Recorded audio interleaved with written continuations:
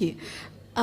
Prof. Askal Salim is also very experienced in living in Europe. We know that Professor Askal Salim doesn't study in Indonesia. He goes around the world from Canada to Melbourne, to Germany, to London. You go around the world. Give applause to Professor Askal Salim. Jadi Profesor Askal Salim ini kebanyakan beliau menghabiskan studinya dan diminta untuk menjadi research assistant di Max Planck Institute for Social Anthropology. Itu tidak main-main. That's a very reputable university in Germany. Itulah Prof. Askal Salim. Jadi kalau Presiden Soekarno memanggil B.J. Habibie, maka Kementerian Agama Republik Indonesia memanggil Prof. Askal Salim untuk pulang lagi ke Indonesia ya Prof. Tepuk tangan untuk Prof. Askal Salim.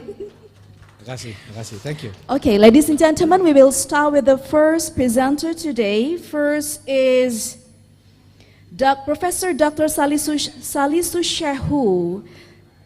Hello, good evening, Professor Salisu Shehu from Nigeria. Hello, good evening.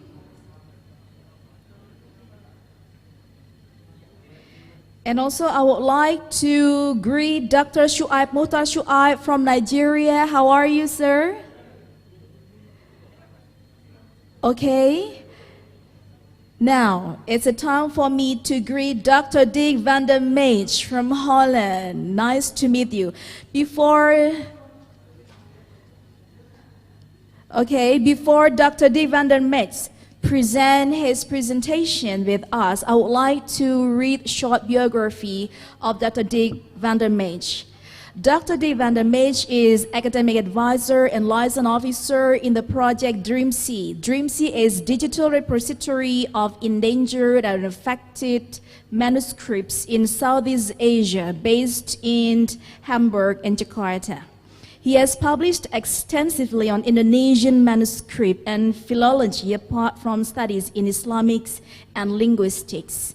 This Leiden University and Netherlands alumni has also the expert of Indonesian language and studies, since he is also enrolled in IKIP Malang, or we know as State University of Malang, as the student of Indonesian Language Department. Ladies and gentlemen, please welcome our great speaker, Dr. Dick van der Meij. Dr. Dick van der Meij, you have time for about 20 up to 30 minutes to present your presentations, and after this, we will have some questions from the audience. Thank you. Hello, there's one little problem because I have a PowerPoint presentation, but it is not possible to show it because I can't, the screen is disabled. Okay, we will. Now the operator has enabled you to share the PowerPoint. Can you start again? Okay. Okay, now let me see if I can find it.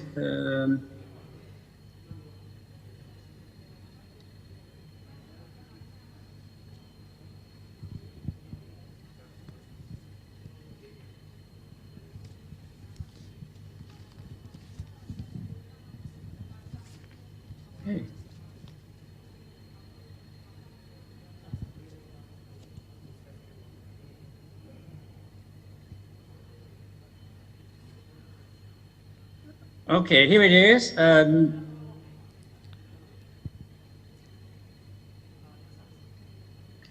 I would like to talk to you about digitizing Indonesian religious manuscripts. And I have a lot of photos, and I hope that you will enjoy them, especially people from not from Indonesia may be interested in these photos because they are hardly ever seen. So we are talking about digitizing Indonesian religious manuscripts. Now, the first thing that we have to ask ourselves is, what is a religious manuscript? And it's not quite as easy as you may think. It's difficult because many manuscripts that don't look like a religious manuscript do contain a religious content, and other religions exist which are not acknowledged. So Indonesia, that's perhaps interesting for people outside Indonesia to know that Indonesia acknowledges 6 religions. That's Islam, Roman Catholicism, Protestantism, Hinduism, Buddhism, and Confucianism. I hope I'm not mistaken here. Yeah, I think this is what is done. And the reason for that is that it's for the community to be acknowledged as having a religion, it was required to profess an internationally recognized monotheistic creed that had been put forward by a prophet in a holy scripture. Now, the problem here is that in Indonesia there are a lot of other sorts of faiths and people who hold convictions which do not have a creed or not a prophet or not a book. So it's difficult to understand exactly where the religious manuscripts start and where non-religious manuscripts end. So it is interesting here that we talk about internationally recognized religions rather than religions that are part of Indonesia's very rich culture. So it would be perhaps sometimes good to understand that because of the international thing, we forget that Indonesia has a lot of local things that are just as interesting, if not more interesting than the others. So another question that you can ask is how many religious manuscripts are there? And that is something that we basically do not really know. And since we are talking about digitization, we will find that there are many, and I mean many collections in Indonesia that have not yet been discovered. That people have manuscripts at the house, and they contain many manuscripts on religion that we have no clue about. And it has never been really counted, so it is very difficult to understand exactly what the scope of the material we are talking about is. So religious manuscripts abound. They are basically everywhere. And because Islam is the religion adhered to by most people in Indonesia, of course, most of these manuscripts with the religious content are Islamic manuscripts. And secondly, probably we have Hindu manuscripts, followed by Buddhist manuscripts, and Roman Catholic and Protestant manuscripts are not so many, I think, because these religions came into Indonesia in a setting where people used the printing press. So that's why we don't see many manuscripts. Sorry, Dr. Dick, I'm really sorry. It seems that the share screen has stopped. Can you try to check it again? No, it hasn't. So what do we do now? It seems it stopped because I heard from some of the participants that they cannot see your screen share. So can you check the because yes. It's okay in your laptop for the screen is fine. Yeah, in my laptop it's okay. Okay. Not so there's something wrong. Okay, yes. I'm sorry, Dr. D. Please continue. So can you see my PowerPoint or not? No. It's better to shut it down first, your PowerPoint, and then. Well, anyway, I will continue then as if you see it, and if you don't see it, I'm sorry, I don't know what to do. Okay. Yes. So, but we talk about a lot of different manuscripts in Indonesia. So they range in language from Arabic to, of course, all the languages in Indonesia, like from Aceh and from Minangkabau and from Lampung and from Sundanese and Javanese and Maldives and all these large groups of people with their own languages, they have manuscripts. So that is another point to understand the scope, the amount of manuscripts that we have. They use all sorts of different materials, that is paper and palm leaf and tree bark paper, and sometimes also on bone or on bamboo, sometimes on metal. So there are different sorts of materials that they use, which of course has an impact on the way how to digitize these manuscripts. They are also written in a very large number of scripts, ranging again from Arabic and Arabic-derived script like Jawi for Malay, or Pegon for Sundanese, Maldives, and Javanese. There are scripts like the Javanese script, which all the different forms you have in Bali and in Lombok and in Madura. There's of course Roman script, there's Bugis, Makassari script, and Batak script, Chinese characters. In other words, there is a multitude of different aspects of Indonesian manuscripts, including religious manuscripts. Manuscript ownership. These manuscripts are owned by international and Indonesian public and private collections, but lots of these manuscripts are still with the people themselves. So the people use these manuscripts for their own ends. They know exactly what they want to do with them, and they are still used during ceremonies or for entertainment or for all sorts of different purposes. Are you still not seeing my PowerPoint? Yes, we cannot see your PowerPoint presentation. I think Oh, it is better I don't that know what to do. if you can reopen it once more or share it once more. Okay, I will try. Yeah. Yes, thank you, Dr. Because Dick. last time you shared your Gmail. Email, yeah, that's right.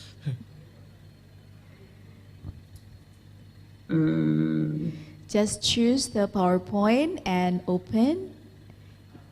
Yes, you can choose the one that you want to share. Yeah, it's on my screen now. Yes. You want to share the PowerPoint? Yes. Okay. But Let what, me- yes, what has been popped up in here Isn't is, there- Let's see. I guess Yes. it is the second from your right, on the top. The second from the right on the top, right. There is a share, yeah? yes, after the share, and then you choose PowerPoint in the box. It is written PPT. And then you click that, and then open. According to my laptop, it says you are screen sharing. That's and right.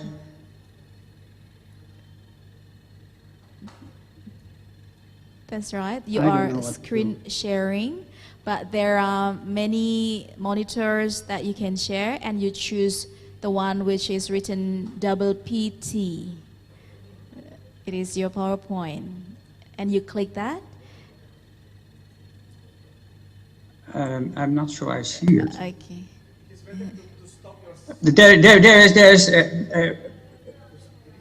There's a share, and then it says send a link. Yes, that's great. Or it's better for you to stop first, to stop the share screen and start share screen again. Will be so great because everyone is very curious with your PowerPoint. Yes, thank you. Yes, I that's hope so. great. Yes. We Now, don't, there's a button at the bottom. It says share screen. that's right. Yeah? Yes. You And click now- that.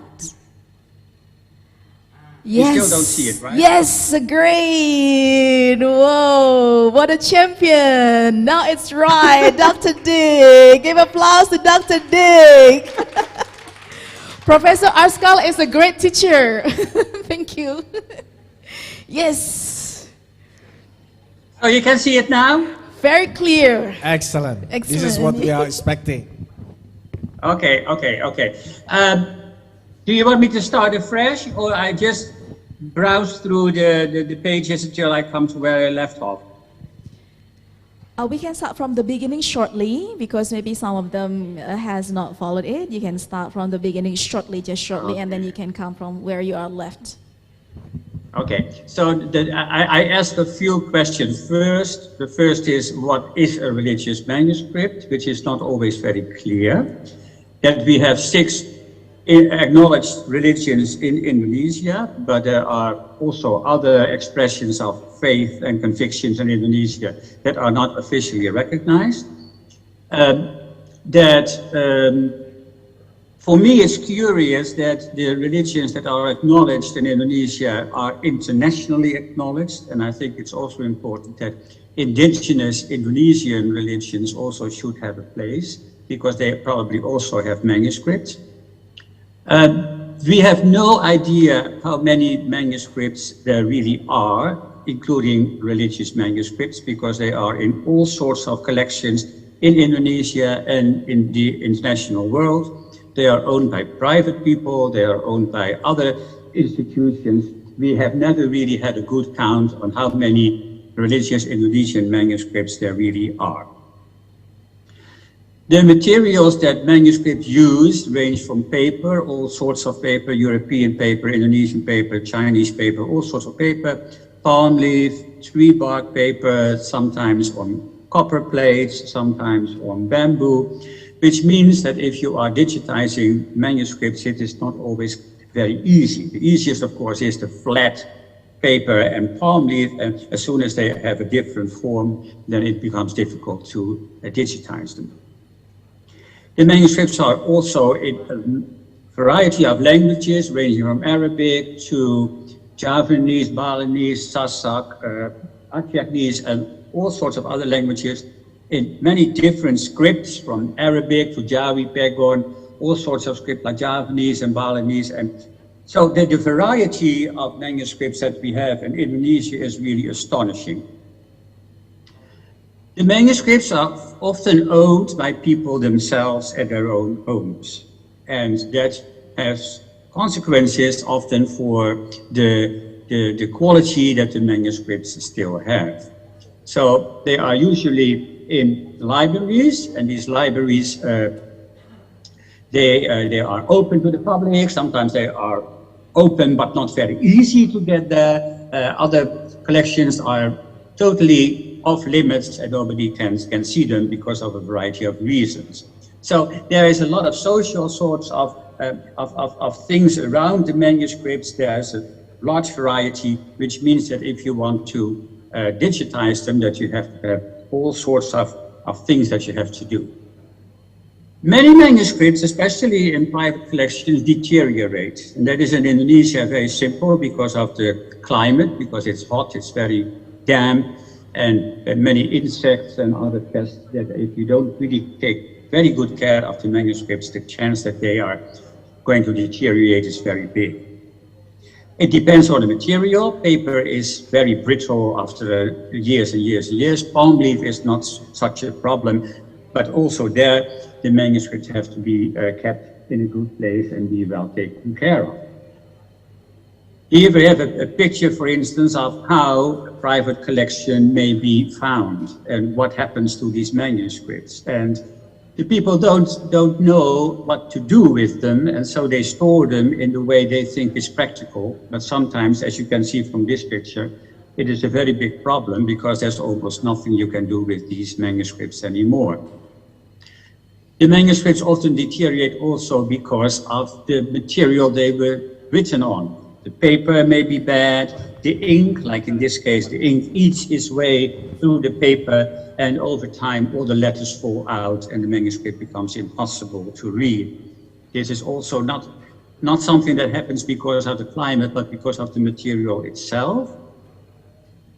Manuscripts are still used, like in this case in Banyuwangi, where the people during a mochoan, they read the contents of the manuscript, they sing the poem for a public or for themselves. And in this way, the manuscripts still have a role in society. And I think that is another aspect that we should understand, that manuscripts do not exist in a total vacuum. There are always reasons why people still want to have them and what they want to do with them.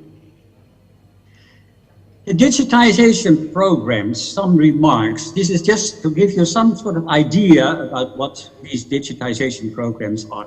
We don't also here know how many programs there are.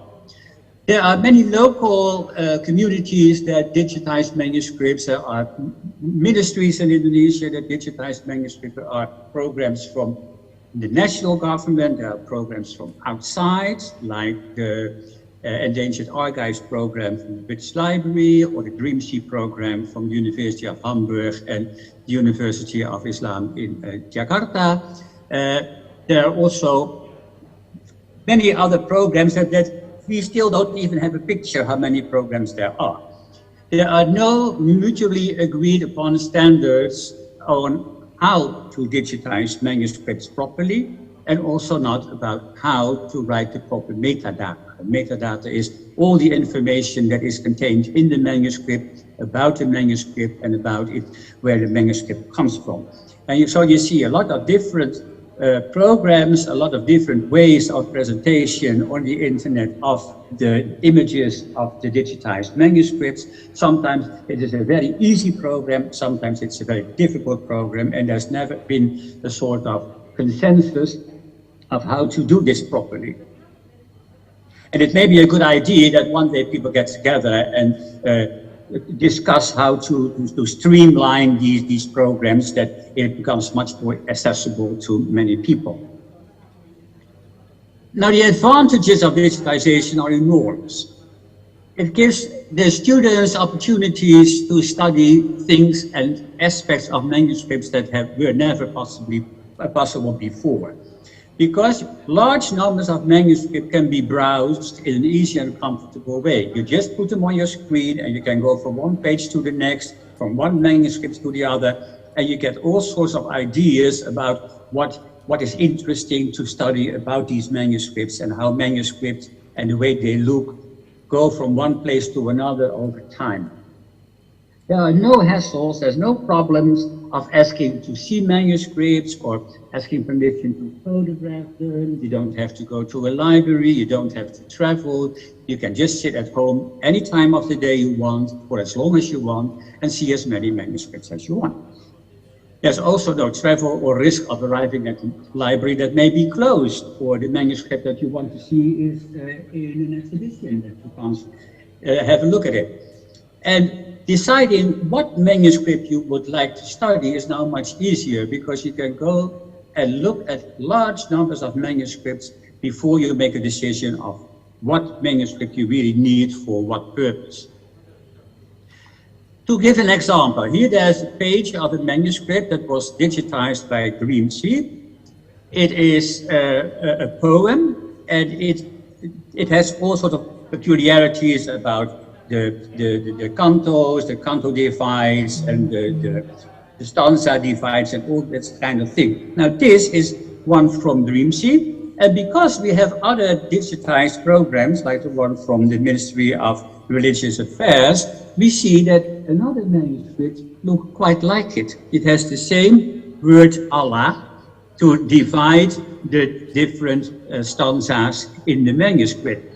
Now, if it was not digitized, it would be impossible ever to find these sort of relationships between manuscripts from different collections in different places, and because they are now on the internet, there's an idea of what they are and how to find them. So the research opportunities have changed a lot.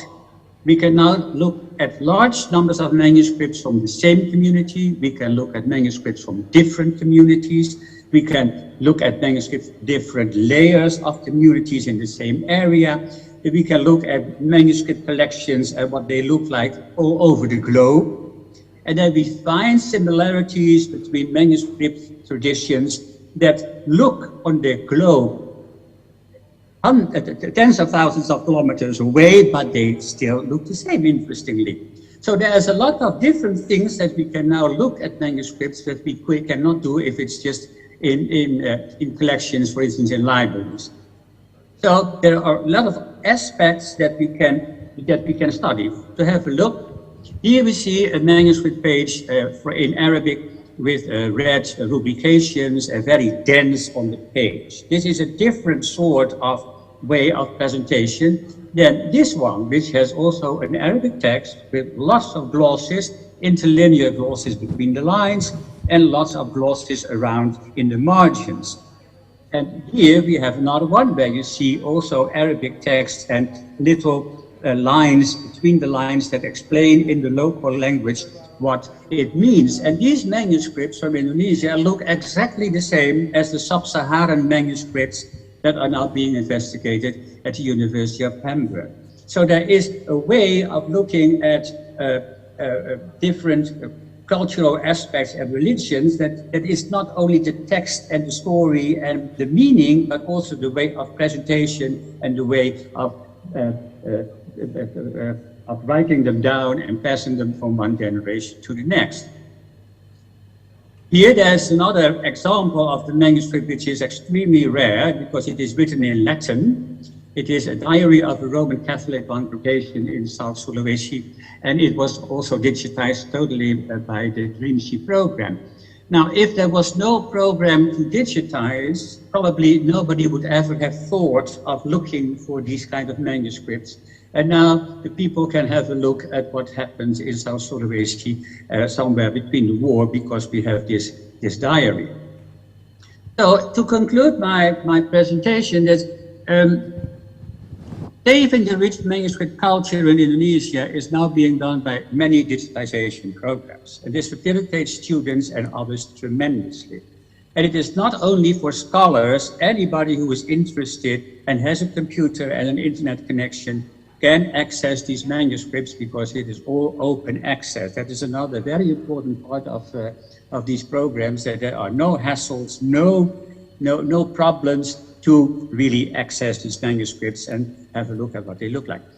A serious inventory of all the programs that are now currently being executed, I think, is needed, so that the problem of digitizing the same manuscript by different programs can be avoided. Discussions between the executors of the various programs may lead to easier access and more cooperation and standardization, so that the quality is more or less the same, so that we can use images also for articles and books, and that we don't have a problem that the quality is not good enough so that it cannot be used. Programs should also be made sustainable and planned for long periods of time outside project confinements. What I see is that many programs are just a project for 4 years and then it stops.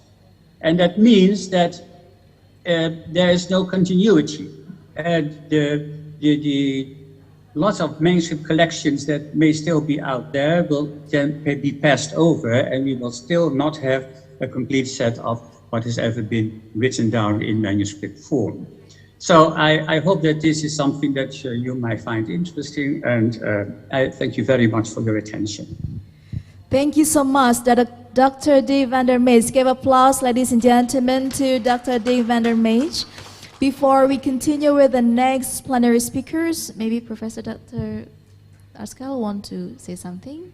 Thank you. Yeah. Thank you, Dr. D. van der Meij, for your presentation.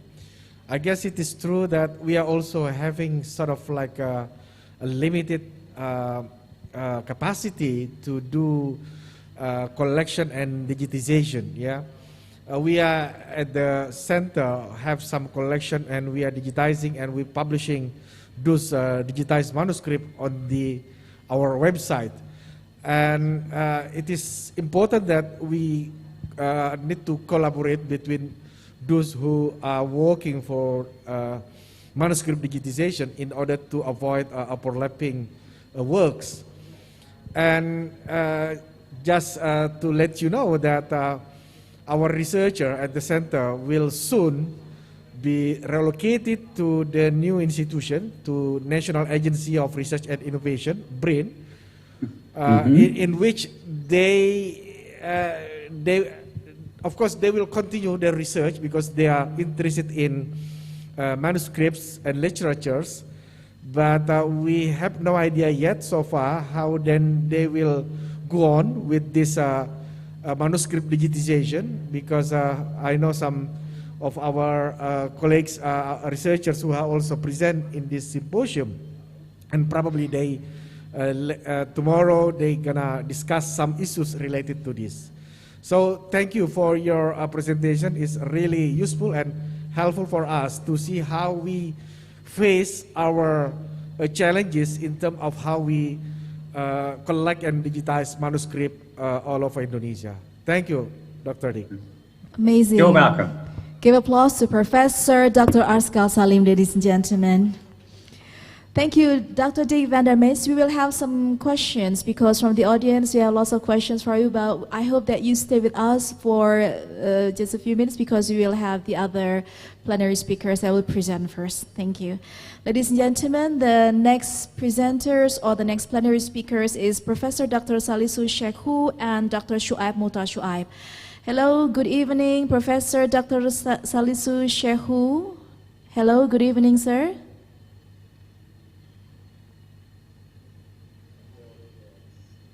They're already in here?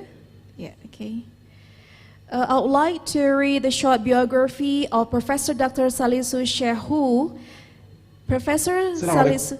Waalaikumsalam warahmatullah. Nice to meet you, Professor Salisu Sheikhu. Nice to meet you. Welcome This is his collaborator, Shuaib Mukhtar Shuaib. Oh, Shuaib Mukhtar Shuaib. Hi, Dr. Shuaib Mota Shuaib. Nice to meet you. Yeah, thank you very much. Yes, thank you. Ladies and gentlemen, I would like to introduce Dr. Shuaib Mota Shuaib. He got his Bachelor of Art in Islamic Studies, and he also got his Master of Art in Islamic Studies, and also his Doctor of Philosophy in Islamic Studies. And now Dr. Shuaib Mota Shuaib is a great lecturer in Bayero University in Kano, Nigeria, in the Department of Islamic Studies and Sharia. Ladies and gentlemen, please welcome Dr. Shuaib Mota Shuaib. Dr. Shuaib, you have time for about 20 minutes to present, and then we will give time to Professor Salisu. Is it okay to have 20 minutes? Thank you. Yes, time is yours, please.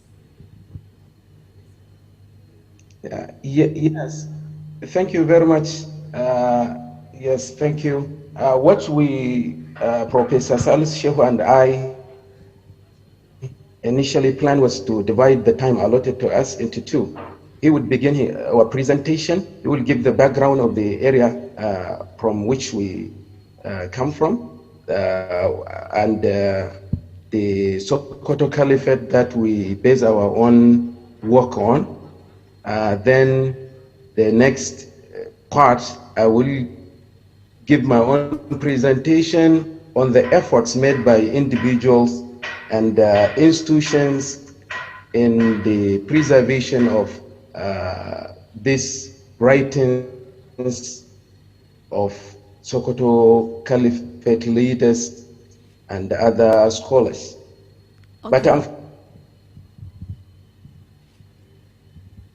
unfortunately, before the Sushehu, who was having difficulty joining the program, so he asked me to do the presentation all together. Okay. So I'm sorry. This is the first excuse that we are making. We're making on the in the behalf of Professor Salisu Shehu. Yes, please, Dr. Shuaib. Secondly, there was also another miscommunication. Yes, initially, the information I was made to understand was that this conference was going to hold on 30th December, not 30th November. This is the message I got from my teacher, Professor Salisu. It was it was a bit around 2 hours, a couple of hours ago that he got in touch with me and went to hold today. So we didn't put our work together in such a way that it will be more intelligible to our audience and participants in this conference. So we are very sorry for this lack of organization from our own part, and the miscommunication also that led to this problem.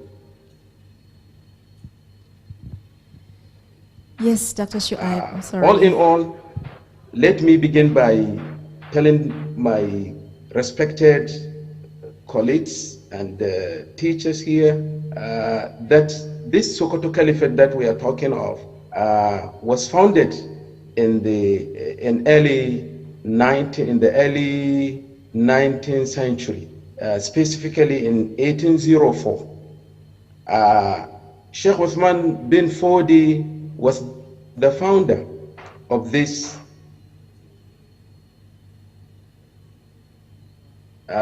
caliphate, and he was to begin with, but due to some persecution and some restrictions put upon him by the local kings, and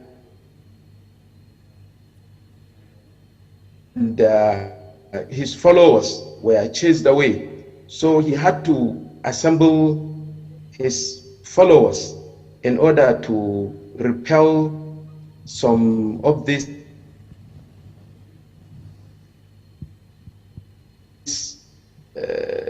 some of these attacks and his followers. So around 1804, they were able to found a place for themselves, and they conquered the local kings who persecuted them.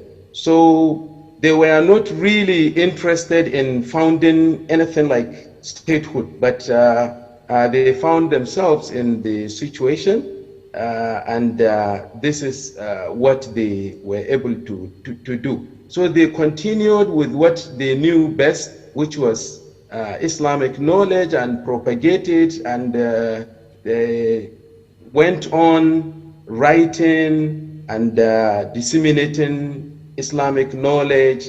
So people heard about them from all over the place.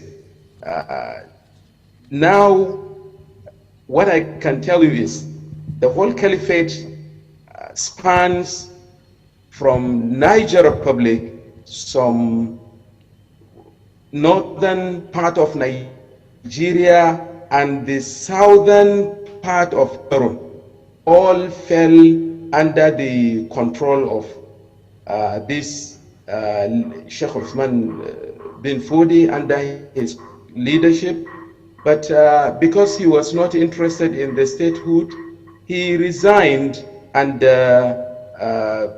busied himself with writings and divided the responsibility between his brother and his son, Abdullah ibn Sheikh Uthman bin Fodi. So he gave them the responsibility to run the state, and he dedicated himself to scholarship. But even though Abdullah ibn Fodi and Muhammad Bello were saddled with this administrative responsibility, they also continued with scholarship because they were more interested in scholarship and knowledge production than in the, in the politics. So they produced so many works which covered almost all disciplines of Islamic knowledge. That is, from theology, jurisprudence, tafsir, hadith, and you name them. They covered all of them. And in Lugha too, that is in Arabic language. They wrote mainly in Arabic, even though they were Fulani by their ethnicity and their language is Fulani, but they didn't write much in Fulfilde. In fact, it was only Sheikh Uthman bin Fodi who had to write in the local Fulani language, and also some poems in Hausa area. There are other scholars, including women. For example, his daughter Asma also wrote several works in both Arabic and Fulfilde, and even in Hausa, she had some works. And other daughters of Sheikh Uthman bin Fodi, even though were scholars, they didn't leave something in writing that we can say, but they were scholars and taught advanced texts in fiqh and tawheed. So 1903, around 1903, the British Crown brought this caliphate to an end, brought it to its need and defeated it.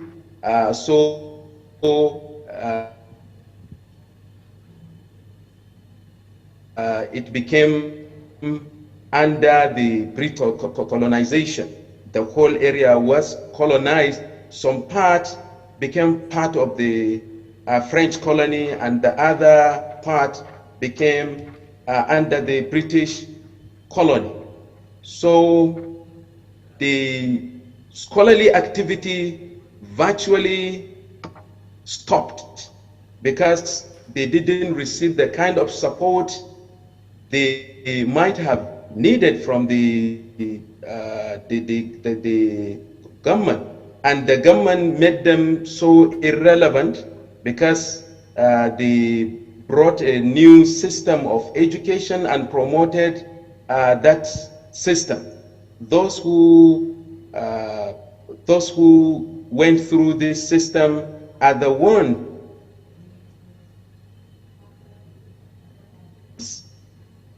recognized by the British versed in Islamic knowledge or in Arabic were not so recognized.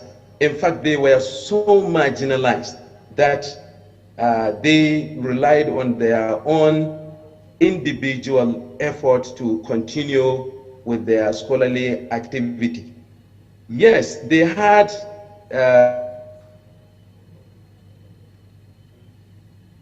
some freedom to continue with that. I am not aware of it. That was imposed upon them by the British colonial administration. But because of the lack of recognition and lack of financial support and lack of moral support, the scholarship declined considerably. However, these works that they wrote, some of them began to... Hello? Yes, Are you yes. following me? We are listening to you. Okay, thank you. So let me try to go direct to the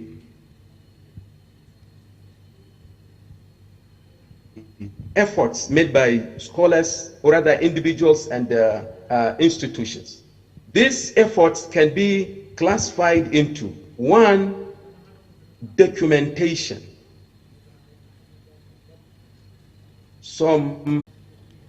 Ladies and gentlemen, it seems there is a further technical problem which is related to the signal in the area of the speaker. So we are waiting. They will be yes. Recording in progress. And shared and be shared widely.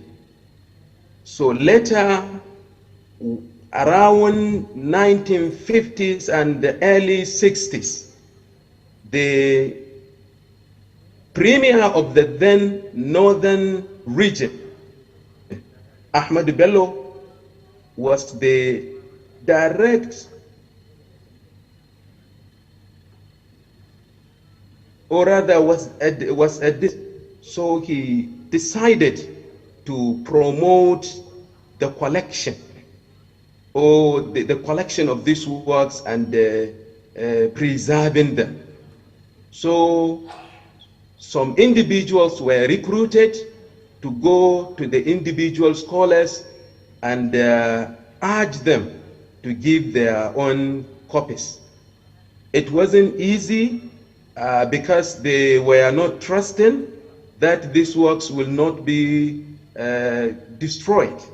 So some little success was recorded during this period of time.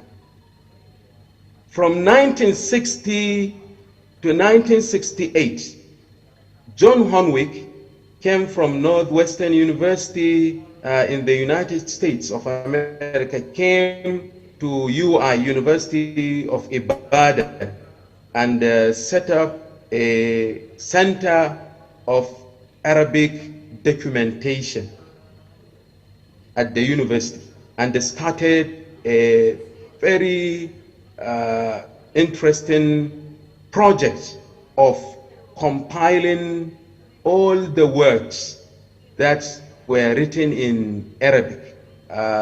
So this work was published in mid-1990s. So with regard to this aspect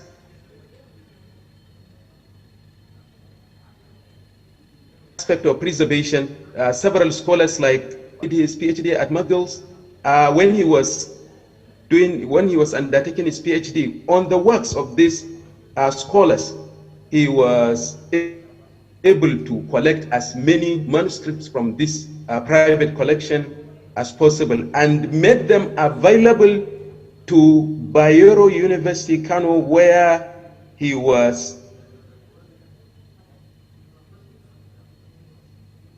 a lecturer. So, and later he made it an assignment, a personal assignment, to encourage his master's and PhD students to work on these manuscripts, to edit them, and sometimes to publish them. Many of them were published, and some were also translated.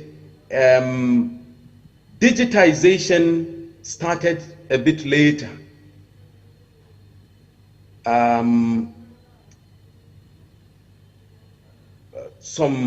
Let me mention some institutions that played a significant role in the preservation as well as and digitization and dissemination of these works. There is Sokoto State History and Culture Bureau and Center for Islamic Studies in the Usman Danfodio University, and Arewa House. Arewa House is a research and documentation center affiliated with Ahmadu Bello University, Zaria. They collected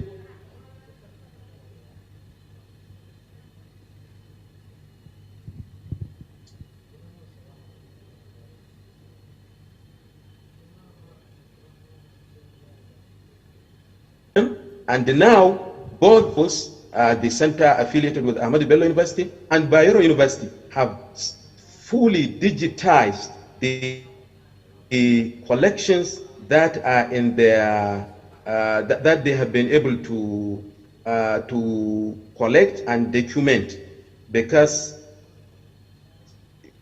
if the physical papers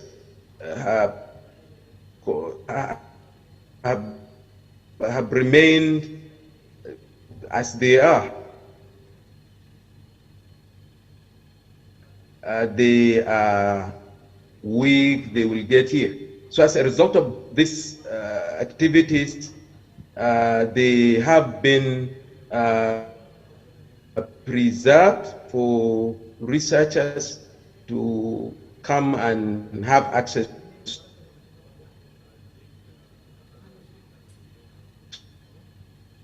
to them. There is an dissemination.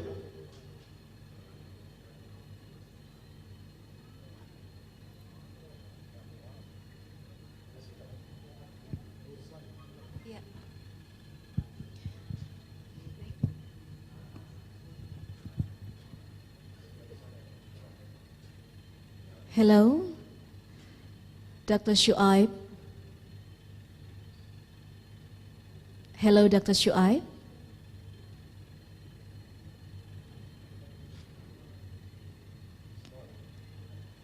It seems the internet connection is not stable.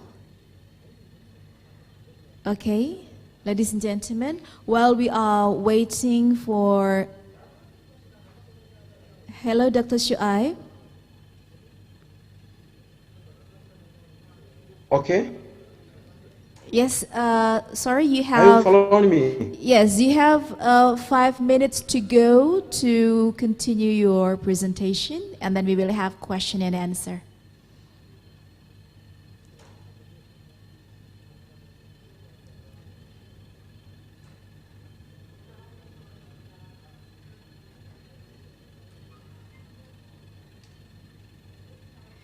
Yes, Dr. Shuaib, I'm really sorry. It seems that we... Are you following me? Yes, Hello? yes. Can you finish in, Okay, in the next two... Let me try to round up. Okay.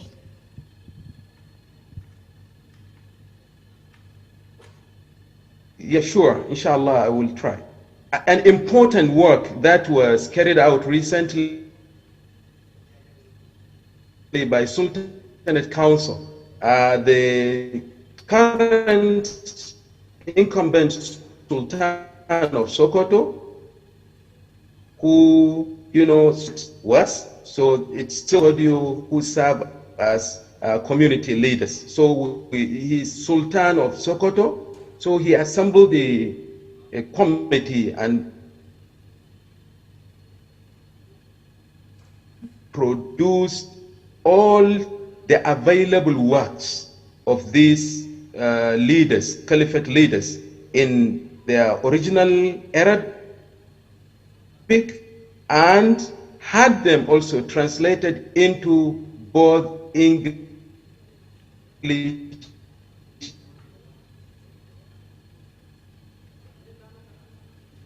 and the widely spoken in the area. Okay, Dr. Shu'aib, thank you for your presentation. And now we continue with the next session for question and answer. But before we continue the session for question and answer, I would like to invite Gus Mahmud Shaltot Shahidul Haq Qudratullah, Doctor of Philosophy, to come forward. Yes, ladies and gentlemen, let's give big applause to Gus Mahmud Shaltot. Works that have. Please come to the seat.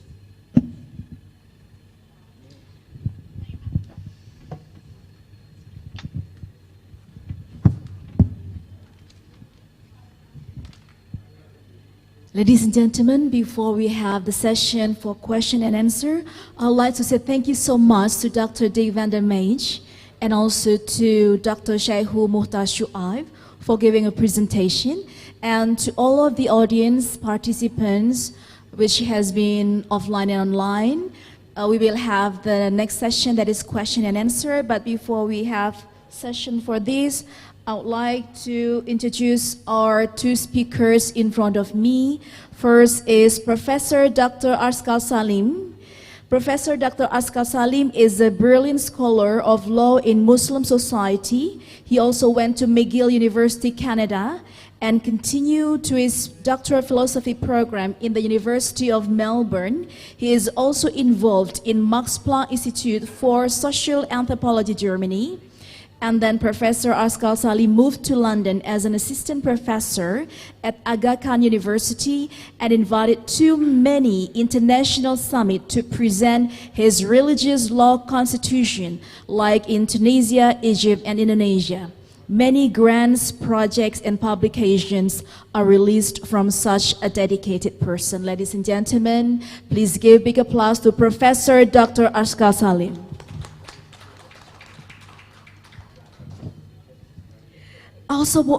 I'm very proud to read the next biography of our great presenter today too, Gus Mahmud Shaltot Shahidul Haq Qudratullah, Doctor of Philosophy. Welcome.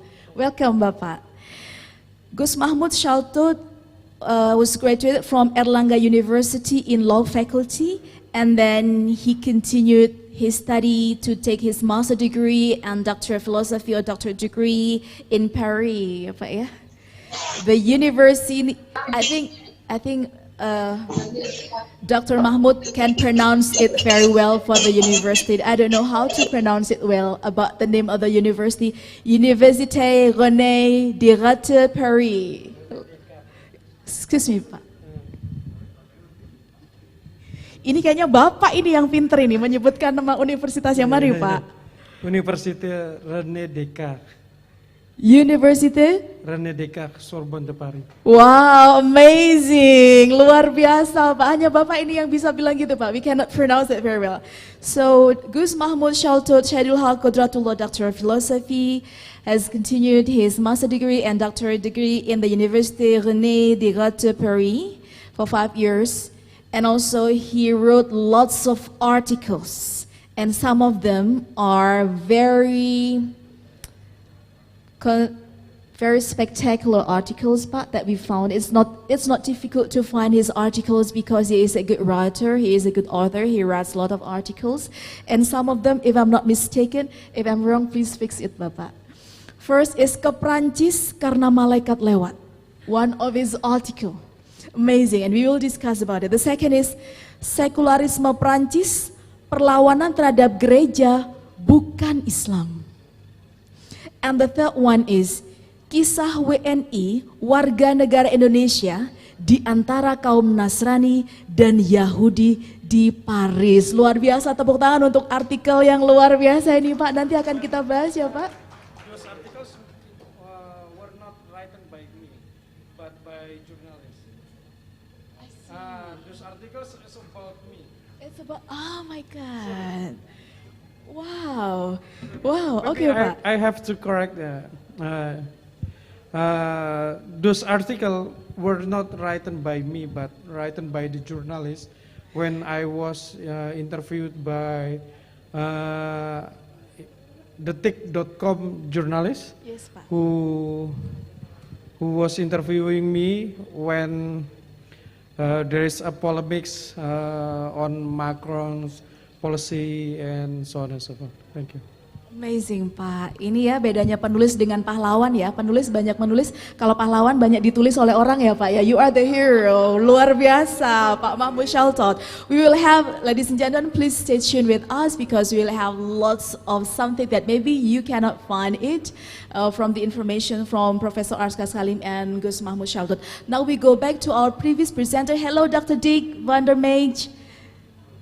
Good evening, sir. Now it's time for questions. Seems there are lots of questions that come to you.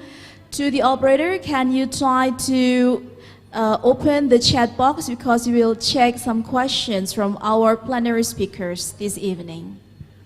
Yes, to the operator, can you open the chat box for us to check the questions?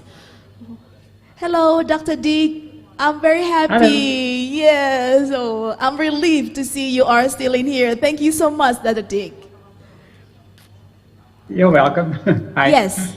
Now we will have some questions. First of all, to the operator, can you open the questions from the chat box? Bisa dibuka chat boxnya, Mas? Kita mau cek pertanyaannya.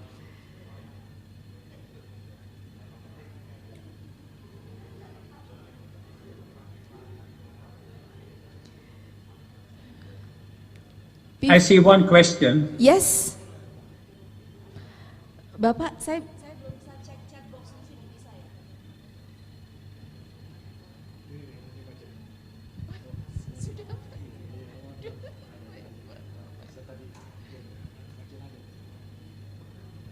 Okay, the first question is from Mr. Sudirman Hassan. The question is, manuscript digitalization is really beneficial for Islamic studies development, but in terms of copyright, who will possess that copyright? Whether the writer, the owner of the manuscript, or the doer of the digitalization?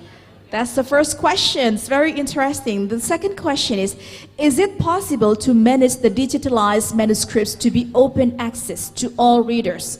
The question, thank you, Pak. From Mr. Sudirman Hassan, this is the Dean of the Sharia Faculty of UIN Maulana Malik Ibrahim. Hello, Bapak Sudirman. Are you in here, Bapak? No, okay, but he has been at home and joining this. Yes, those are the two questions, Dr. Dick. So the floor is yours to answer the questions. Okay, about the what's it called again? The copyright. I'm not an expert in this field, but I think that if the manuscripts are put in open access, there's really no problem for the copyright. But the problem of copyright is that usually we don't know who the writer of the manuscript is. And I also don't know if the person who does the digitization, if he has any rights to have the copyright. I think this is something that is being discussed, but it's something that I can't really say anything about. The second question, the idea of the digitization programs is to put the images in open access. So all the DreamSea images of all these thousands and thousands of images are already on the internet, and people can, from wherever and whenever, they can access them for free. And it's the same also for the Endangered Archives program and also for the Ministry of Religious Affairs. So the idea is to put them on open access, otherwise they would be they would be pointless. Okay, thank you so much, Dr. Dick. So Dr. Dick is like trying to collect all of the orphans and take care of the orphans, take care very well, but don't know about where the money goes. Is what noble person you are, Dr. Dick. I'm very proud of you. Ladies and gentlemen, now we come to the next questions. Mas, bisa dibuka? Saya bisa biar lihat chat boxnya, Mas, di sini. Yes. If there is no more questions, Dr. Dick, there is something interesting from your statement, which is stated, sometimes there are some norms of Islamic religions who are not written in Islamic or Arabic manuscripts. Or in other words, is there any possibility that Islam maybe is not stated in Arabic or in religious situation, but it has been centralized in Javanese people or Indonesian people, because sometimes they talk about Islamic norms, but they never say that it is from Islamic norms. Is it possible, Dr. Dick? Well, I don't think that there's anything in Javanese, for instance, that is basically different from the basic Islamic norms. But the way the Islamic norms are being implemented and the way they are being perceived by the people may not be the same everywhere in Indonesia. There are, for instance, some funeral rites in Islam, also in Java, where the people, they commemorate the first day, the third day, the seventh day, the 40th day, the 100th day, and the 1000th day of somebody who has died. And that is, of course, not the way pure Islam is. But these people are Muslims, and these people incorporate their part of their own culture in the way they look at these kind of rituals. And I think that is valid for many different places in Indonesia. And I think that is very interesting, and to see how that is put in manuscripts. And what we see in a program like DreamSea, that the number of different texts on Islam is not so big. There are not so many different texts. But the way these texts are written, that does differ between one area and the other. And this needs, of course, a lot of more research, because I'm not an expert in this field. But you see the same thing in Bali with the way texts in Bali are being written from one manuscript to the next. So I think it's very important to study this and see what the local influences of the cultures are for these studies. Thank you so much, Dr. Dick. Thank you so much. Before we continue, maybe Gus Mahmud want to say something? Yes.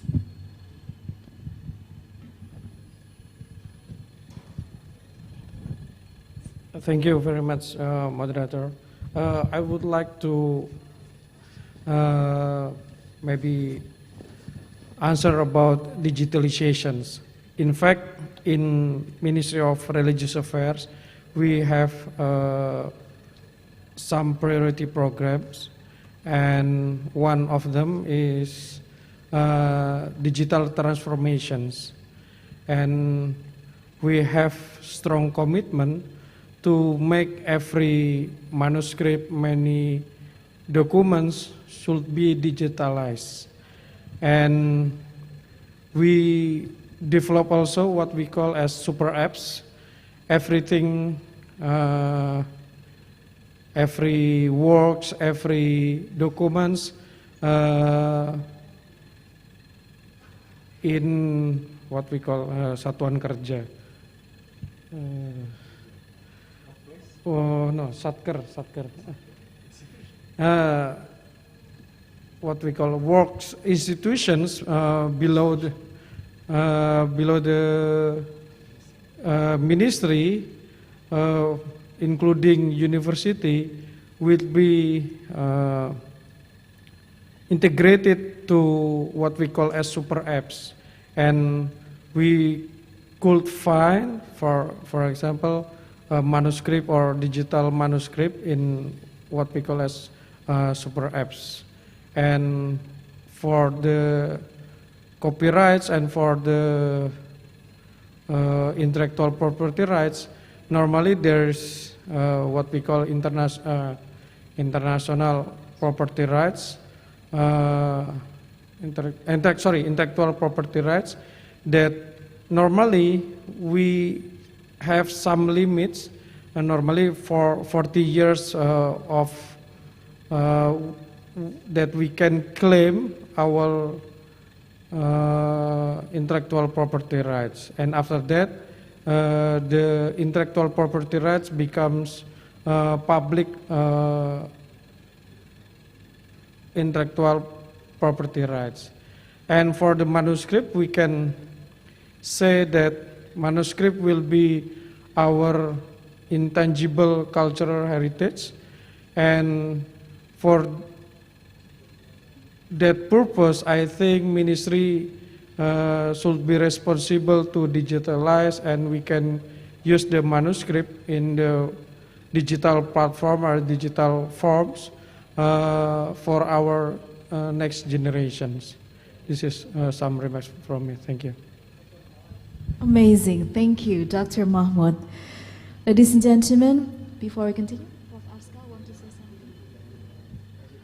Yes. I would like to give chance to the audience who have been in this room to ask questions. But before that, I would like to welcome Dr. Faisal. Thank you for being with us. Mr. Sutaman, we would like to address our distinguished guests in here.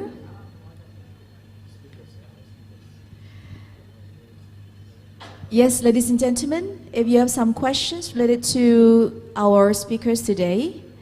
But before that, I would like to address welcome to our distinguished guests. Pak Taman, boleh dikenalkan dua tamu our distinguished guests di samping Bapak, siapa Pak? Dr. Faisal, and yang satunya Pak?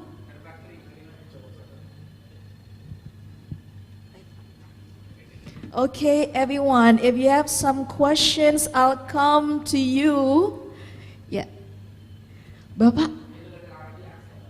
Oh, speak. Dr. Faisal, and the other one is Dr. Bakri. Welcome to our symposium. Thank you for coming. Ladies and gentlemen, if you have some questions, yes, you can ask in, Dr. Basri can ask questions in English and in Arabic. It seems he is the only person in here who can speak English and Arabic. Ayo Pak, jangan nyamar terus Pak. Bapak ini nyamar terus Pak. Ayo Pak, one question. Come on Pak. Well, I was pausing in the mall for more than 1 hour and a half, and then when I came here, and then all of a sudden I was challenged by Bulika to ask a question. I was thinking what kind of a question that I will raise, but I think since I was forced to do so, then let me come up with a provocative question. My question is whether we have financial capacity to preserve the religious, literature heritage, because as far as I know, the Netherlands or the Dutch government spent billions of dollars in their library to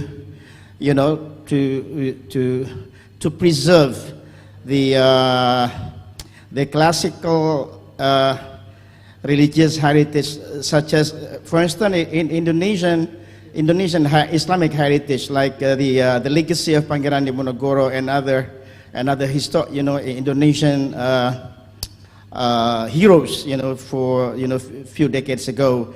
But I'm kind of doubtful whether the Indonesian government has good intention and very serious to have courage to spend billions of dollars to preserve, because what happened in Indonesia is just a discourse and it has never been materialized. And I think Pak yang saya muliakan, yang saya hormati, Prof. Askal knows it very well, and this is not an easy job to do so. But it may be, the discourse may be going around, but in terms of the implementation is really a big challenge. I think if Ministry of Religious Affairs could initiate to, to raise fund, for the preservation of the religious literature digitization, it will be, we are going to make a history, in terms of intellectual dynamic in Indonesia. I think that's what I can say. It's very spontaneous and provocative, thought. Thank you so much. Shukran wal afu minkum. Assalamualaikum warahmatullahi wabarakatuh. Thank you so much. Give applause to Dr. Basri. Pak Basri, everyone knows that you can speak English and Arabic. You just spoke in English now, just a little bit in Arabic. We want to know it, Pak. Ayo, Pak. No, bahasa Arab sedikit. Tayyib. Bisanya tayyib, bro. طيب أنا أريد فقط أن أطلب بروفيسور فيصل دكتور بكري يعني أن يقدم بالفكرة وممكن النقد بالنسبة لهذه المادة في المؤتمر. طيب شكرا. Luar biasa. Bapak in the United States for 8 years, but you speak Arabic very well. Luar biasa ya Pak ya.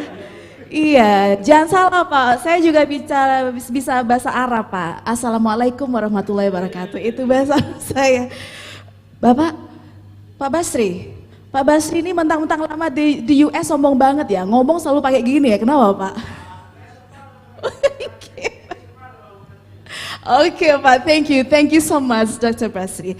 Ladies and gentlemen, do you have some comments or some questions? Ini belum nanti Gus Mahmud ini speak in French ya Pak ya. Sebentar lagi kita pengen tahu Gus Mahmud speak in French and Prof. Askal to speak in Germany ya Pak ya. Bapak want to give comment to Dr. Basri's question or maybe Prof. Askal? Okay. Yes. Thank you, Dr. Basri, for the question. Unfortunately, I cannot speak in Arabic, maybe in English or Indonesian or maybe in Maduranese.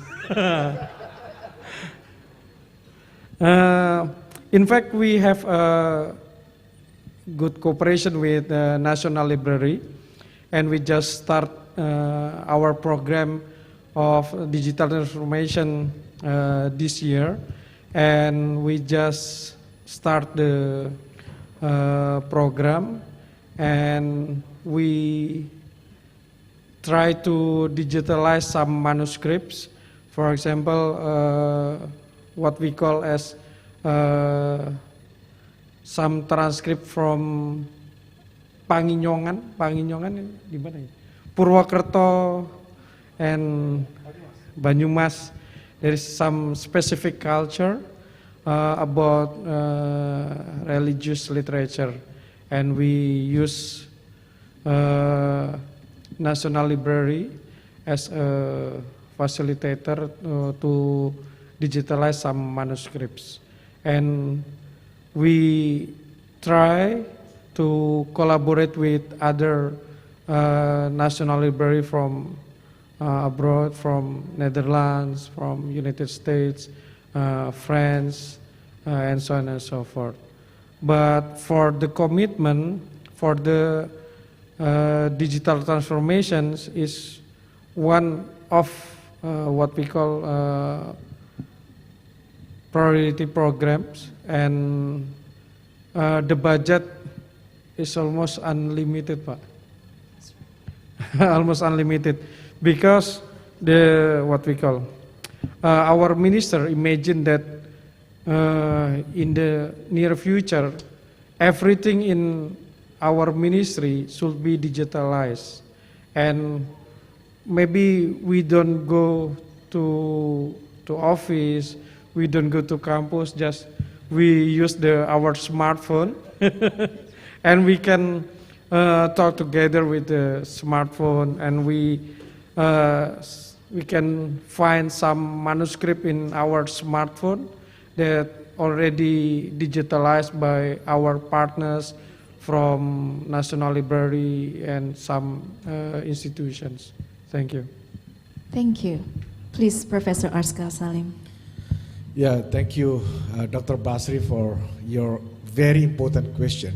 Yeah, you raising issue of financial capacity, and we just have heard from Dr.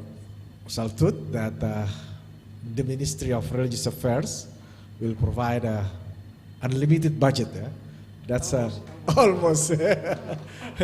That's really amazing because we are at the center of research and development at the ministry. We have some limited capacity, especially when we want to try to look further the manuscript all over Indonesia. Just in the last 2 years, for instance, we try to focus on a thematic discourse. Yeah? So we choose the topic of disaster mitigation, and we started from Sumatra Island. We collected manuscript from Aceh, West Sumatra, and also in Java, where in Banten and Central Java. So just to look at how all these manuscript discuss or elaborate about disaster mitigation. And we need to continue this to other areas as well. That was in the last 2 years, but this year we started to look at manuscripts in different islands. Yeah, this is actually under the leadership of Bu Mujiza and Bu Fahriati, yeah, who are supervising the collection of data along with Pak Alvan. So this year we came to Bali Island to also look at how Hindu manuscript talk about disaster mitigation. We also went to Bima, yeah, and to West Sulawesi, Majene, yeah, because we are aware of the geographic location of Indonesia during a fire. So it is unfortunate that we are living here. So we need to adjust into our situation, our challenges. So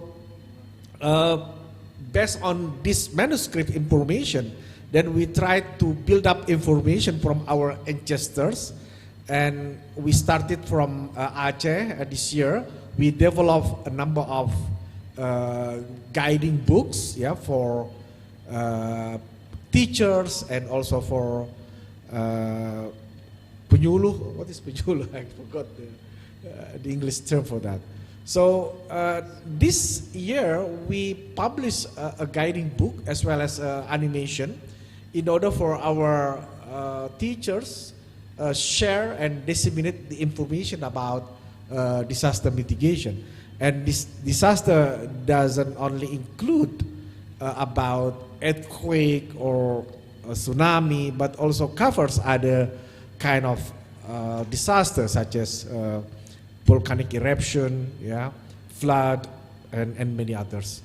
So we need to continue our research to other areas, and we will look at later on as to Central Sulawesi. Yeah, I'm sure you are aware of this disaster just 3 years ago. Yeah, where tsunami and also earthquake hit Palu and surrounding areas, and to other areas in eastern part of Indonesia. So we are having sort of limited capacity, but we are forced to do further research in order to provide as much as more information for our future generation to face challenges, especially in terms of natural disaster. Of course, including this pandemic, yeah, COVID-19. We also try to look at how our ancestors deal with all this kind of disaster in the past. And yeah, and I have no idea, and in detail, I don't have details about all this information. My researchers, yeah, will talk about those information their findings later on in the parallel session tomorrow afternoon. Thank you. Amazing. Give applause to Professor Askal Salim. Dr. Basri. Pak Basri, does it answer your questions or you still want something? Okay, thank you, thank you. But if there are still some comments or something else, you're welcome. Ladies and gentlemen, if you still have some questions or some comments, we will go back to our plenary speakers, Dr. Dick. Hello, Dr. Dick. Hello. Hi, I'm so happy to see you in here. And also, I would like to address Dr. Shuaib Mota Shuaib. Hello, Dr. Shuaib. Hello, Dr. Shuaib Mota Shuaib. Yes. Okay, before we continue, Dr. Dick. Hello, Dr. Dick. Hello. You have known that there are some great explanations and comments given by Dr. Shaltut and Professor Askal Salim. Can you give some comments to their explanations before? Well, of course, I can't say anything about the financial situation of Indonesian ministries, and I think it will be very unwise to say anything about that. Yes. I don't think that the University Library of Leiden, for instance, spends billions of dollars on manuscript preservation. It is not quite like that.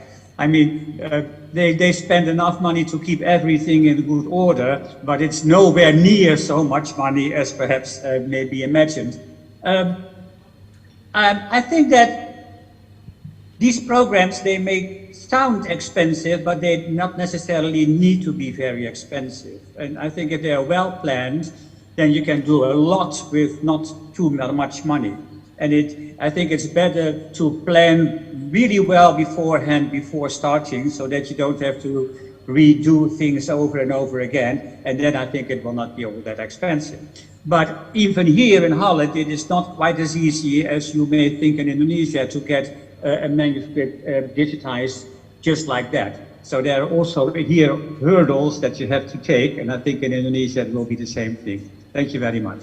Thank you, Dr. Dick. Dr. Dick, there is something that is very interesting about your country, especially like Leiden University, in which they give very big appreciation to the Indonesian heritage. Lots of manuscripts have been preserved, have been taken care in Leiden University. So it is a very noble thing that we want to say thank you, and we do appreciate this. Can we know what is actually the main goal for Netherlands, and especially for Leiden University or other university who preserve the Indonesian heritage for preserving? What is actually the main goal for doing this? I think it's not only Indonesian heritage that we have in the library, but also from other countries in the world, and of course from the Netherlands itself. I think it's basically curiosity that people have in Leiden to study other places in the world and to learn from what is happening over there. And I think it's very important for young people also to widen their scope and make sure that they get input from as many places in the world to build up their own ideas about what is going on. And I think that what's happening, or what happened in the past, is available in manuscripts, and we take very good care of these manuscripts so that they will be able to that we can read them way in the future for everybody from Indonesia and from other countries. Thank you so much, Dr. Dick. Thank you for being so Indonesian. We are so proud for having you, Dr. Dick. Give applause to Dr. Dick, everyone. There is very interesting statement from Professor Askal Salim that now we try to preserve some manuscript from Bali, from West Sulawesi, in Majene, and also Bima. So what do you think, and what is your comment about it? I think that manuscripts from as many different areas as possible should be digitized. And also from as many different religions and in as many different languages and scripts, because then we have a really good idea of what the basic foundation of Indonesian culture and Indonesian society is. What we see now is that many Indonesian people study their own ethnic group, but not an ethnic group from other people. So they don't, the Javanese study Javanese and the Balinese study Balinese. And I think it's time that people from other areas should study people from other areas to get new ideas and new input. And I think digitized manuscript may be a starting point to do that. Thank you so much for giving us enlightenment, Dr. Dick. Thank you for your nice, inspiring statement for us to learn something more, something different from us. Thank you. Now, how about Dr. Shuaib Motar? Are you with us now? Or is there still some signal problem with that? Now, I want to check some questions from the chat box. Is there any questions from the chat box or from the audience in here? If I'm not, I would like to continue to something that is very interesting from Dr. Shaltut. Yes, I have been unmuted now. Hi, how are you? Hi, Dr. Shuaib.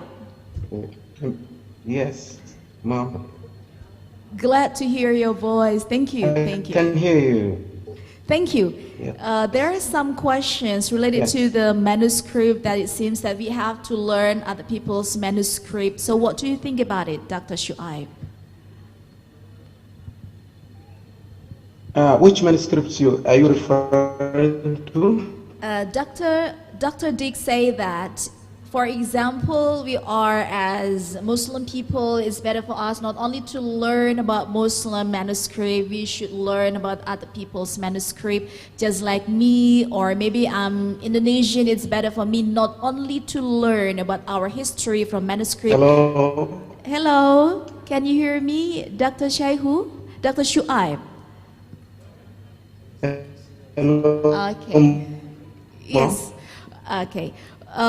It seems we cannot hear your voice very well, Dr. Shuaib, but we will wait. Yes, I'm following you. Yes, yes. Thank you. Have you got the questions? Or should I repeat the questions, Dr. Shuaib? Yeah, yes, please. Can you repeat it? Okay, thank you.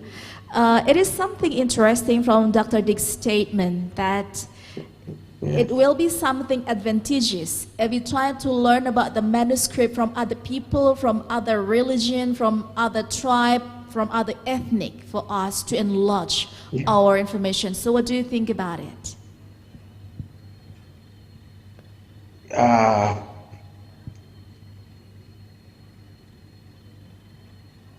Should we focus into our own manuscript? I think I am also in support of what the previous speaker manuscript, but one should know his own.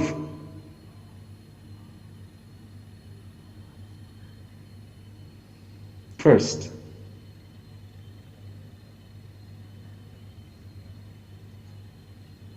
Okay. Actually, we are... Hello. Yes. It seems, yeah, we cannot hear your statement clearly, maybe because of the... I'm very sorry. Yes, it's okay, but we will it come seems back. That That's right. it seems that...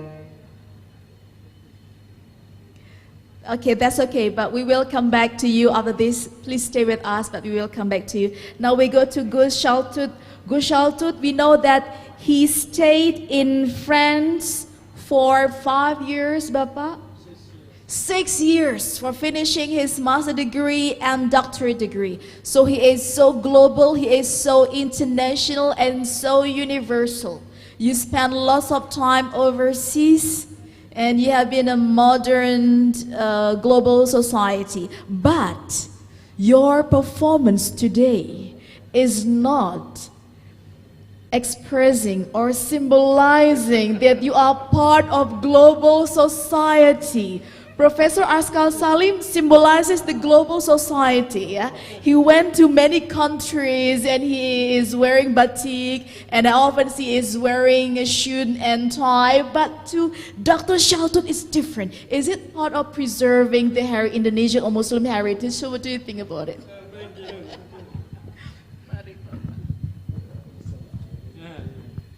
Okay, thank you very much for the, I think it's some intimidating questions.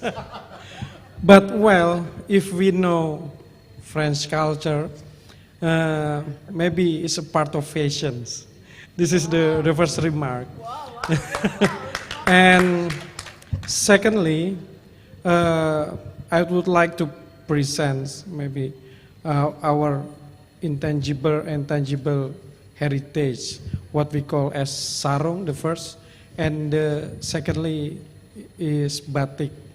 Batik is our cultural heritage, and before, maybe in 2014 and 2010, if I am not mistaken,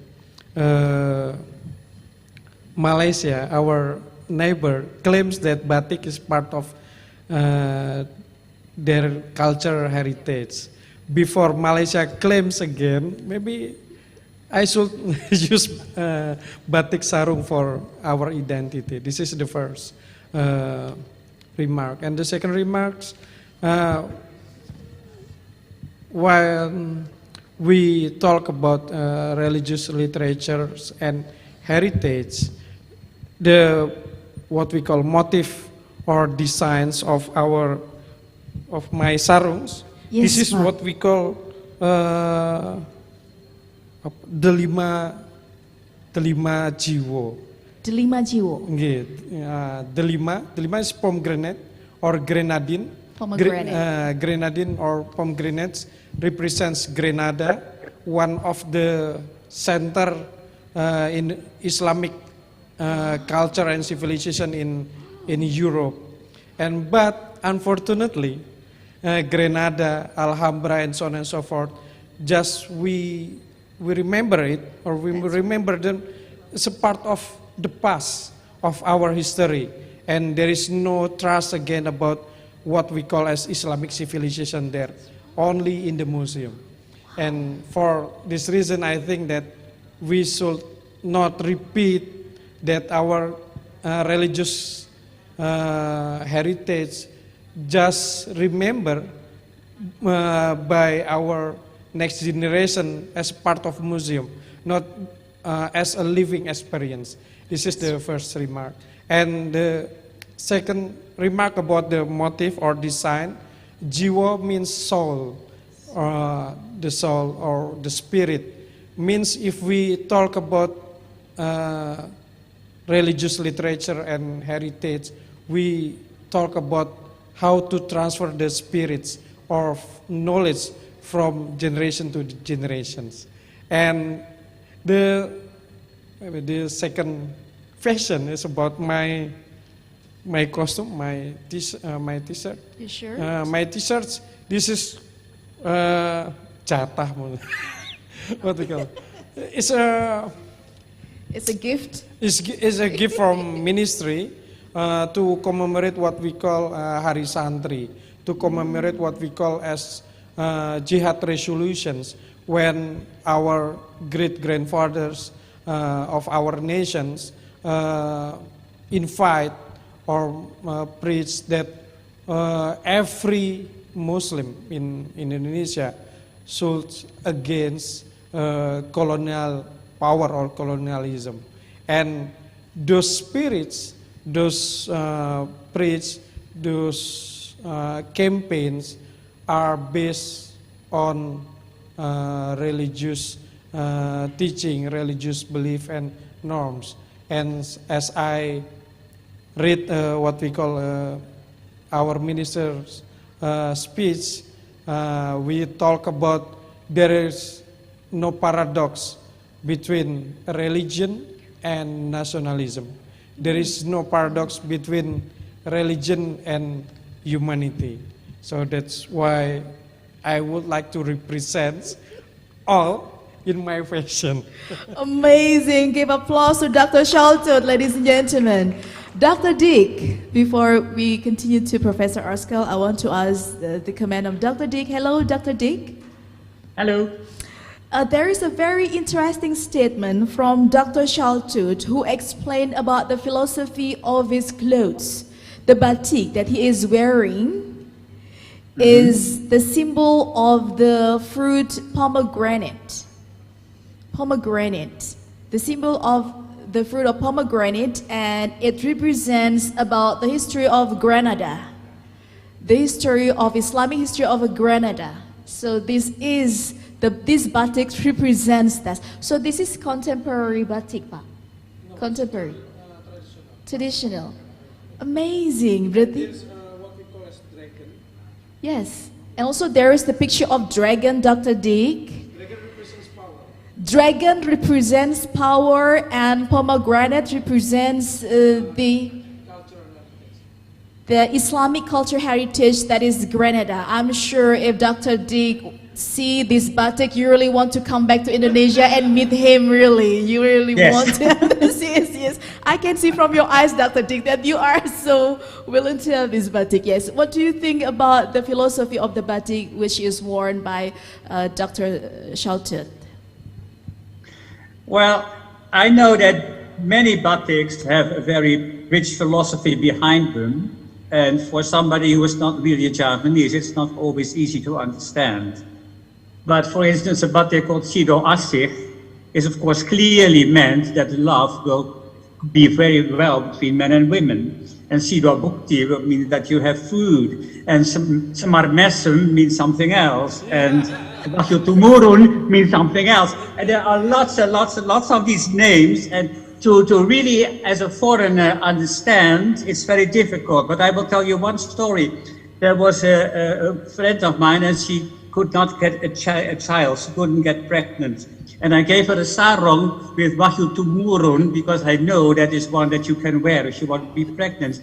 Jadi, she became pregnant. That's right. Amazing. Dr. Dick, it seems that we know that you also study Indonesian language. You also learn about Indonesian studies. We are sure that you speak Indonesian very well. You are more Indonesian than Indonesian people. Can you give us, we want to hear you speak Indonesian? Will you? We want to hear you speak Indonesian. Bisa saja. Kalau mau saya bicara dalam bahasa Indonesia saja, nggak ada masalah. Jadi kalau bahasa Inggris atau bahasa Indonesia kan sama aja. Wow, amazing! Amazing, Dr. Dick. Amazing, Dr. Dick. Wow. I feel so embarrassed as the Indonesian people. I feel embarrassed, Dr. Dick. I think I should learn Indonesian from you. Yes. Thank you, Dr. Dick. Now we go to Professor Dr. Askal Salim as the head of Center of Research and Development on Religious Literature and Heritage. We know that Professor Askal Salim started his position in the Ministry of Religious Affairs or Republic of Indonesia as the officials. He is always the officials. Profesor Askal Salim tuh nggak pernah jadi pegawai, Bapak Ibu, masuk langsung menjabat gitu ya. Itu yang saya ketahui ya. Masuk langsung menjabat. Kemarin barusan menjabat sebagai Direktur Pendidikan Tinggi gitu ya, the Director of Islamic Higher Education. Now he moved, hanya minggir sebelah ya Pak ya, geser sedikit, as the Director of Head of Center of Research and Development of Religious Literature and Heritage. But ladies and gentlemen, we know that Professor Askal Salim has a lot of experience about law in Muslim society. I think now his position now has been born for him. I don't know whether this center was born for him or Professor Askal Salim was born for this position. Can you give comment, Pak? Which one that you like? Your previous position as the director of... Yes, please. Well, thank you for provoking me to speak more and more and longer. Well, this time I feel quite sad given that my researchers will be relocated, will go to BRIN, National Agency of Research and Innovation, because research is my passion. I've been doing research since I was starting my position as a lecturer back in 1998 in Syarif Hidayatullah State Islamic University in Jakarta. And on and on, I do research with different institutions and also got funded from different sources. So, and now I still have some expectation, yeah, that next projects, research projects, even my researchers, yeah, go to BRIN, but they still work with us at the Ministry of Religious Affairs in terms doing a collaboration. Yeah. So I guess doing research is a passion, and in any position that I have, I try to rely much on data, yeah, based on surveys or research. So basically that when we talk about something or we discuss things, it is important to refer to some references, and that is confirming our statement. So it is not necessarily that where you get the position, but as long as you are happy with your work, your job, yeah. And for me, if it has to do with research or with education in general, training and so forth, so I'm happy with that. Yeah. Amazing, amazing. Bapak, Pak Prof Askal nggak usah susah-susah cari jabatan, Pak. Jabatan cari Bapak gitu ya. Bapak asik riset, jawaban udah cari Bapak aja gitu. Just thank you. Yeah. So Professor Askal Salim tidak pernah tidak menjabat, selalu menjabat. Dr. Shaltun nggak usah tiru-tiru Pak, Bapak biasa aja sudah menggantikan menteri Pak ya, sudah luar biasa Pak, tepuk tangan untuk Dr. Shaltun gitu ya, nggak usah jadi pejabat Pak, langsung menggantikan menteri. Something that is very interesting about Dr. Shaltun, there are very special name that I'm sure you still remember this, about your unforgettable experience, your history life in France. Do you remember the name Professor Muriel Saras? Muriel Saras. Yes. Bapak langsung. Muriel Saras. Yeah. Muriel Saras. Yes, Dr. Dick, you know this person, Dr. Dick? Oh yeah. Yes. Can you tell a little? Mine. Yes. Can you tell a little about Professor Muriel Saras? If I'm not mistaken, she did research on the Balinese community in Sulawesi. Is that true? Yes. Yeah. And she lived in Jakarta, and she was, I met her quite a few times, and she was a lovely, lovely lady. She had a lovely house. She was a great friend of André Fayard. Exactly. That you know also, I suppose, because she was, of course, the head of the AVO. Yes. And yeah, she was a lovely lady. Unfortunately, she died because I think she smoked too much. That was, I think, the basic problem. Yes, exactly. Yeah. Well, Madam Andre Fayard, I know her very well. I know Yes. her son. I know her daughter. I know all of her family. And Yeah, of course, I know very well Madam Muriel Saras, who consider me as her adoptive son. And I think that Professor Muriel Saras, one who fought for me, for my scholarships to study in France, in Paris, and Prof. Muriel Saras, who promote me to get directly scholarship from master to PhD degree in Sorbonne. And maybe there is some little story that interesting, I don't know, maybe it's a sin. Well, when I just finished my master thesis, I went to Professor Muriel Saras' village in what we call a small village called Montreal in France, near Bordeaux. And because I just stuck to write my PhD proposals, and Prof. Muriel Saras introduced me what we call as Kir Cardinal. Do you know Oh, yeah. Kir cardinal is some liquor, alcohol. Yes, some liquor. It's a combinations with wine. No, from champagnes and Yes. Cassis de Dijon. Cassis de Dijon, Yeah. what we call in English, blueberry. Some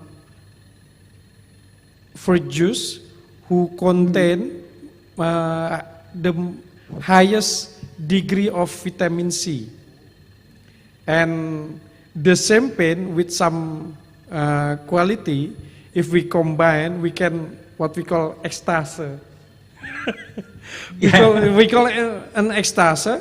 And Professor Muriel Saras introduced me to this magic liquor, and after that, she interviewed me about what I imagine about my proposal thesis, and she recorded the conversation, ecstasy conversation, and amazingly, the day after tomorrow that I read and I hear my voice record, it's amazing. It's already what we call very prepared research proposal. And interestingly, this kind of liquor in France has specific purposes. For example, Kir cardinal is normally for cardinal or for archevêque, what we call head of church, Catholic Church, to memorize some verse in Bible, for example, because it's very difficult to memorize verses in Bible, for example, and for that reason there is some magic potion, like in Obelix or Asterix comics, maybe, you know. and it works. And there is another liquor has special purpose. For example, what we call as royal, Kir royal, normally offer to the king before the king make a strategic decision. And maybe in Islam we should make sholat istikhara to convince ourselves that okay, this is the best decision that we should take. But in France there's shortcut with magic potion, and we drink and we become more confident. This is interesting. I don't know, exchange culture, and maybe in Islamic tradition is part of sin. It's haram, but well, I did it. I drank the magic potion, and finally I wrote my PhD proposal, and after that I finished my PhD thesis with the summa cum laude predicate. Wow, amazing, summa cum laude. Maybe thanks to some little French magic potion. Okay, because and maybe about the history, about the what we call history or living experience. Maybe I can quote some my professors or professor of my professor, Professor Paul Barreau. Once he was an historian, French historian, who developed what we call Sorbonne school, beside the what we call as Annal school, developed by Fernand Braudel and his friends. My professor of my professors said that l'histoire se répète rarement, mais on l'utilise pour justifier ce que l'on fait aujourd'hui et demain. In Malang's translation, history is normally repeated, but very rarely repeated. But I don't know, we can say fortunately or unfortunately, we use history, including, of course, manuscripts, some literature, some heritage, to justify what we do and what we will do today and in the future. Wow, amazing, Pak. Give applause to Dr. Shaltut. Amazing. Dr. Shaltut, your English is very well, very perfect, so fluent. I wonder, when you study in France, the medium of language that you are using for studying there is using English or using French? French. Bien sûr, en français. Pourquoi on parle anglais? C'est pas la peine. Pas adek ya. Parce que la reine d'Angleterre, elle parle français. Wow, amazing, Pak. Because in France, we are maybe we call some French people are snob, and maybe some chauvinist, what we call. Why French people, French professors are rarely to speak in English? Because they thought that the Queen of England, she speaks in French with their respective college or family. Why should we speak in English? Wow, While the Reine Angleterre or Queen of England herself speak in French. Well, unfortunately, I have to write my PhD thesis in French and also my master thesis in French. Amazing, amazing, Dr. Shaltut. Thank you so much. And how about Professor Askal? We know that you also stay in Mansmann Institute for Social Anthropology, Germany. You use Germany there or English in that university, Pak?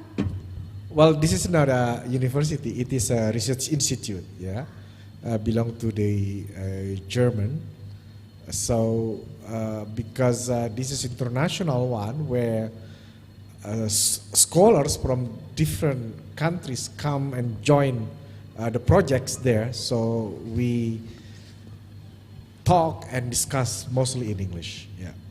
Only occasionally when we go out, but that's I learned some basic German and I didn't practice since then, since I left Germany, so yeah. Okay, Pa. Before we end this program, is there any questions from the audience? Dr. Dick, thank you so much for becoming our great plenary speakers for this evening. Thank you so much for the enormous... Sama-sama. Sama-sama, I feel embarrassed. I also would like to say thank you to Dr. Shaltut and Dr. Askal Salim. Before we finish it, is there any 1 minute of closing statement from Dr. Dick?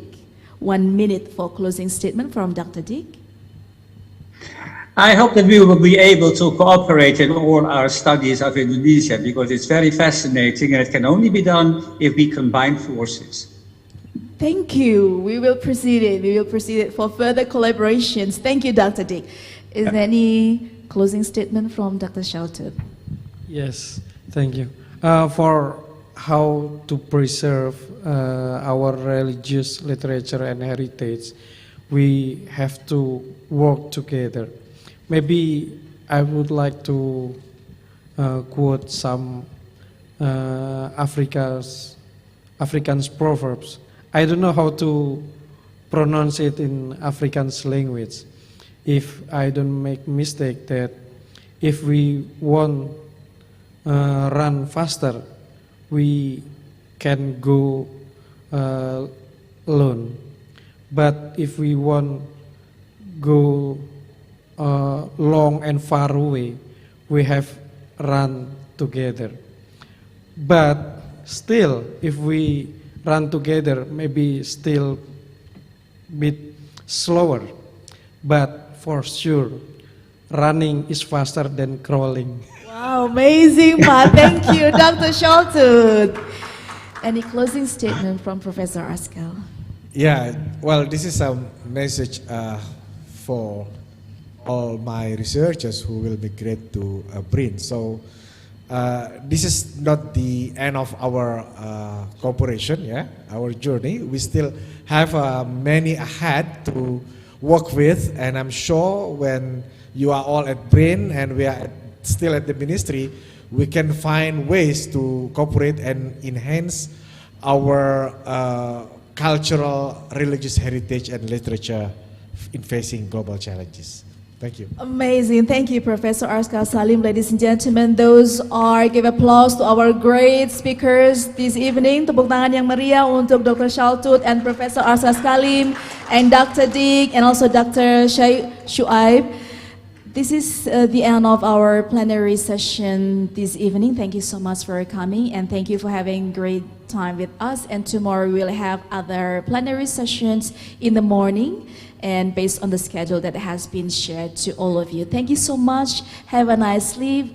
Goodbye. Assalamualaikum warahmatullahi wabarakatuh. Thank you, Professor. Okay. Dr. Dick, goodbye. Thank you so much. See you. Goodbye. All the best. See you in Jakarta. We are waiting for you in Yes, Jakarta. please, yeah. Okay, Yeah, bye. we will. Goodbye. Thank you. Nanti Pak Dik ke Jakarta nanti saya bawain sarung. Pak Dik nanti kalau ke Jakarta kami bawain sarung, kami hadiahin sarung. Mau. Mau. Oke. Siap. Matur nuwun nggih. Nggih, kita tunggu nggih. Siap.